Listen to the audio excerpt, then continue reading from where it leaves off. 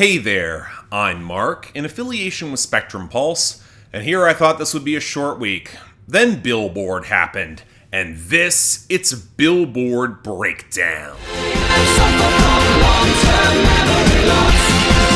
I don't remember. So again, I was thinking this would be relatively straightforward. Only a couple new arrivals as the chart resets to a modicum of equilibrium before it all blows up again with 1989 Taylor's version next week, and that closes out the Billboard year for 2023. That was until last night, where mentioned in passing in an article about the Billboard Music Awards, of which, let's be real, no artist really gives that much of a shit because it's just based on chart prowess instead of any sort of recognition of artistry. It's probably more of an industry thing. That Billboard had apparently wrapped up their year-end on the week of October 21st, the For All the Dogs album bomb week, only capturing 49 weeks of the calendar year and pushing the tracking weeks for the year-end of 2023 to end in early October. Now, I should not have to say that it is incredibly stupid and bad for any sort of consistent record keeping that if you want to capture a year-end, stopping in early October, excluding the last 3 weeks of your own defined 52-week year, that's imbecilic, especially if you're just doing so to align with your own stupid award show, which again, might add, nobody really cares about, even compared to the friggin' Grammys. Hell, it honestly just makes sense to push any of your ceremonies into December, closer mapped to a proper 52-week year, even if it might make your event booking agents work a little harder against the holidays. Hell, at some point, I was hoping they'd just do like 53 to 55 weeks and make the Billboard calendar year more representative, instead of only just making it worse. It's also why I don't really buy the whole conspiracy theory that this was done in order to screw over Taylor Swift at a specific tracking weeks maliciously. Although, given that Taylor Swift was likely never going to be able to come to the Billboard Music Awards, given her touring and personal schedule and really the desire to do anything else with their life, they probably don't want to hand out their top prize to somebody who would not show up. And thus, with the shorter tracking year of only 49 weeks for 2023, Morgan Wallen's probably going to get that top spot, and he will show up. His tour is done for the year. Now, a lot of folks don't really think about how a lot of award show planning, including the Grammys, and a lot of their results, they're actually built around who's going to be actually there, who's willing to perform. Let's not make this a conspiracy theory when incompetence is a much more likely answer. Don't know if all that's worth screwing over decades of historical tracking to satisfy your event planners for an award show that, again, nobody cares about. So I'm currently traveling as if this is a really, really stupid mistake, and Billboard may at some point come to their senses, potentially for 2024 and getting a proper 52-week year acknowledged, or something more representative to the calendar year. But the point is, if the seasonality of my show playlist gets reconfigured, that's why. It's also going to be a major factor in how I assess year-end lists on my main channel. That's probably overdue, given that I expand my rule set after 10 years of giving Billboard the benefit of the doubt, of which they have squandered time and time again. So, oh yeah, stay tuned for that. We're having lots of fun here, can't you tell? Now anyway, our top 10. We're in a fun little bit of irony. Taylor Swift has the number 1 with Cruel Summer, and it is not close. It reached the top spot on radio. It's still gaining. It took the top spot on streaming as well, and sales are really strong. The closest competition is Paint the Town Red by Doja Cat at number 2, and that lags in every single category and does not really have the momentum to bypass it. Neither does Snooze by SZA at number 3. Radio has now slipped into free fall, and okay streaming isn't really enough to prop up the margins, which if you compare to I Remember Everything by Zach Bryan and Casey Musgraves at number 4, which is just ridiculously stable on streaming, and it's only getting the slightest of a radio push,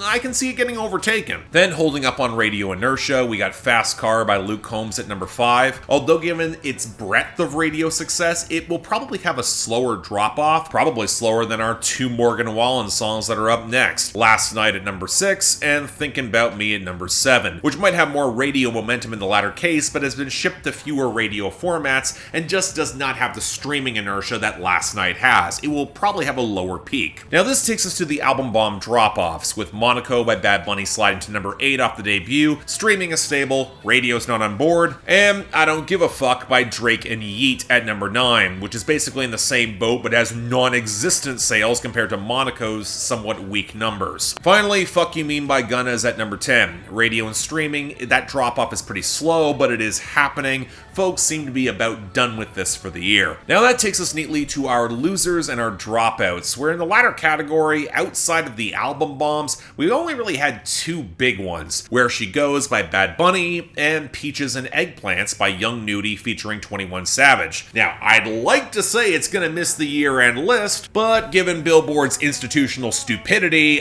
I don't even know if I can make a clean assessment there. Good luck! Anyway, our losers are predominantly from the album bombs, so let's start off with Bad Bunny here. Perro Negro with Fides at 37, Fina with Young Miko at 42, Un Preview at 63, Hibiki with Mora at 72, Mr. October at 73, Baby Nueva at 74, Cybertruck at 82, Telefono Nuevo with Luar La El at 88, and Seda with Bryant Myers at 90. Next for Drake, Slime You Out with SZA at 39, Gently with Bad Bunny at 61, Calling For You with 21 Savage at 69, Daylight at 76, What Would Pluto Do at 81, 8am in Charlotte 85, Fear of Heights at 89, Members Only with Party Next Door at 94, and Bahamas Promises at 99. Outside of those, off the debut, Say My Grace by Offset featuring Travis Scott crashed down to 100, and Watermelon Moonshine by Lainey Wilson's getting its graceful exit at 45. Again, I'd like to say she's probably going to make the year-end list here, but this is where Billboard can kindly take a flying leap for screwing up their own goddamn metrics. But now we got a lot of returns and gains to get through, which to me, the former group says that there was just very little new music that was getting a proper push, a lot of it being country and not exactly good at that. Pretty Little Poison by Warren Ziders at 46, Can't Have Mine by Dylan Scott at 66, God Gave Me a Girl by Russell Dickerson at 83, Stars Like Confetti by Dustin Lynch at 84, and Standing Room Only by Tim McGraw at 91. Thank God Zach Bryan came in for a save with Oklahoma Smoke Show back yet again at 93, and Tourniquet at 95, and I'm not exactly going to complain about The Painter by Cody Johnson coming back to 97 either, even if I don't think any of these are going to last. Outside of those,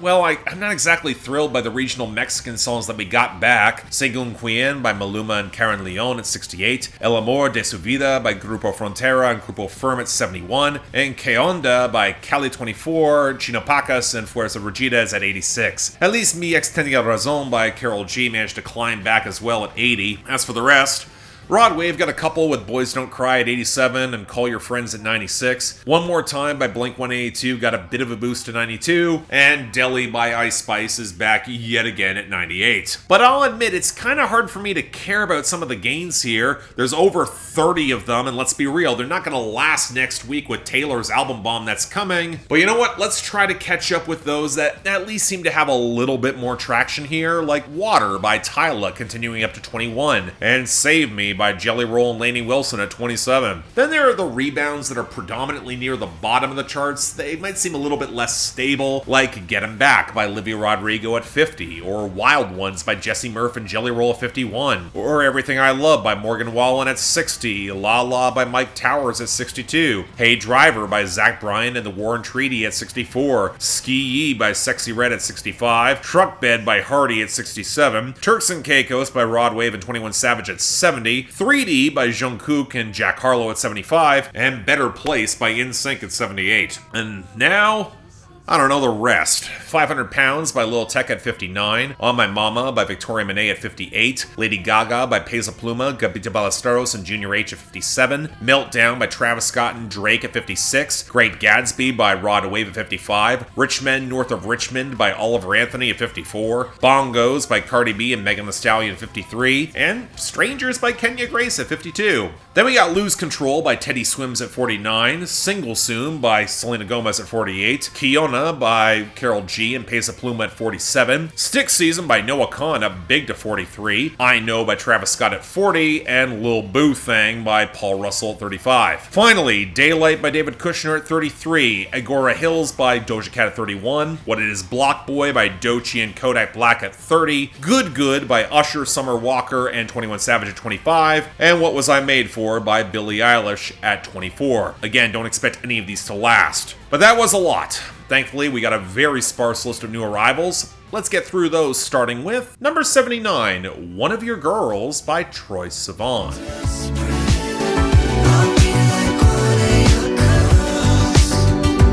I have had mixed opinions on this song since I covered it when I reviewed Troye Sivan's new album, which is really good, by the way. It's absolutely worth hearing. But this song heads into some very tricky territory as guys are exploring their sexuality beyond just being straight. Troye Sivan is offering to be in that place for that exploration. Indeed, seems to even be a little drawn to it, especially as the guys are being described as the fuckboy, blow-through partners type. That's kind of messy, and I don't love how Troye Sivan describes it as being one of your girls, especially alongside the music video where he is strikingly convincing dressing femme. I think there is something a bit dicey about playing to satiating heteronormative gay panic that these fuckboys might have. I also think you can really overthink this, and Troye Sivan seems intently aware that none of this is all that good of an idea. The framing is at least really sharp. And all this is complicated by the fact that on a compositional level, the song is really strong. The bass line has a ton of swagger against the gentle humming vocals. The synth warps, they sound really slick against the hazy 2000s-esque acoustics, and Troye Sivan can really sell how sensual all this is, even when they drop all those filters onto the hook, which only further accentuates all the gender-bending experience. Overall, you know, I do think this is really good, but it's also the sort of song that kind of works better the less you think about it, and that might make it a tough sell for a lot of folks.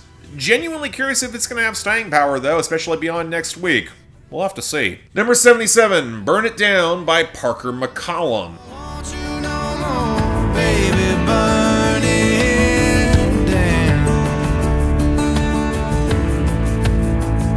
Man, I wish I was more excited for a new Parker McCollum song. And by that, I mean a track that dropped nearly 6 months ago and is only breaking through now thanks to a bit of a radio push. Now granted, seeing a Laurie McKenna co-write does a lot to get me through the door, but after hearing this, I really want to like it a lot more than I do. I think part of it is the production that's trying to strike this balance between more organic percussion and warmer guitars with every synth touch or choppy layer, and while it does build some decent sandy smolder, and yeah, Parker McCollum can sell the whole angst of everything must go in this sort of breakup song, the hook just does not explode as effectively as it should. Maybe if the guitars and the bass had a little bit more meat to them, maybe if the hook didn't feel so repetitive, or we got a little bit more detail about this breakup on the verses. Either way, it just leaves the song feeling weirdly underpowered. I might like it more than Handle on You, not saying much, but I'm not sure it's all that special. Either way. And finally, number 44, Too Much by Kid LAROI, Jungkook, and Central C.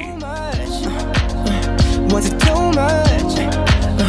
I mean, there's a part of me that just looks at the list of folks on this song and thinks, okay, Scooter Braun, he's pulling in the favors and hoping that the right names are going to spark some vestige of interest globally. But while I trust Jungkook's draw and level of quality, I have never really bought into either Central C or Kid LAROI on any consistent level, and putting them into the mix just feels weird. Ergo, my expectations would be that this would be either really underwhelming and bland or just a total disaster. So I guess I'm kind of surprised that it kind of hits the worst of both. It's bad, but not to the point of being truly worth caring about. So let's start with the production. The washed out sample that backs up that hollow sawing melody, the grainy snap, and the brittle percussion that eventually gets a little bit more low-end muscle, but it's not all that punchy. And it's all got this weird, tinny, but kind of crunchy presence that mistakes sounding busy for being complex or good. Now, for what it's worth, I don't hate the premise of the track. It's post-breakup angst and wondering if they did too much in this relationship, and Jungkook is kind of forgivable, mostly because you're not going to remember any unique vocal presence he has on the hook. But then there's Kid LAROI, who is actually sounding a little bit more polished, but also illustrates how none of this former relationship sounds like it was good for anyone, and him getting high out of his mind to attempt to reconnect is a pretty unconvincing misstep. But then Central C shows up, where the girl already seems to be with him, and maybe it's just me, but spending the back half of your verse talking about all of her issues, like her taking a Ozempic and hoping that she doesn't forget her antidepressants before going on vacation with him, and then admitting that he jerked off so he could last longer with her. I mean, there's such a thing as sharing way too much for everyone's own good, and Central C just makes all of this remarkably unappealing. And what's exasperating is how nobody really seems to care all that much about this track. It's a pop crossover that feels more built by committee with no coherent through line and somehow a lot less than the sum of its very small parts. In other words, that was our week, and easily it's the worst of the week here. And the best? You know what? One of Your Girls by Troye Sivan, even despite my lingering questions around it that again I'm probably overthinking. Next week, I guess it's going to be Taylor Swift's album bomb for 1989, Taylor's version, for a new Billboard year, of which we will now be 4 weeks in. Stay tuned for that. But until then, I'm Mark. You're watching Billboard Breakdown, affiliated with Spectrum Pulse. I'll see you next time.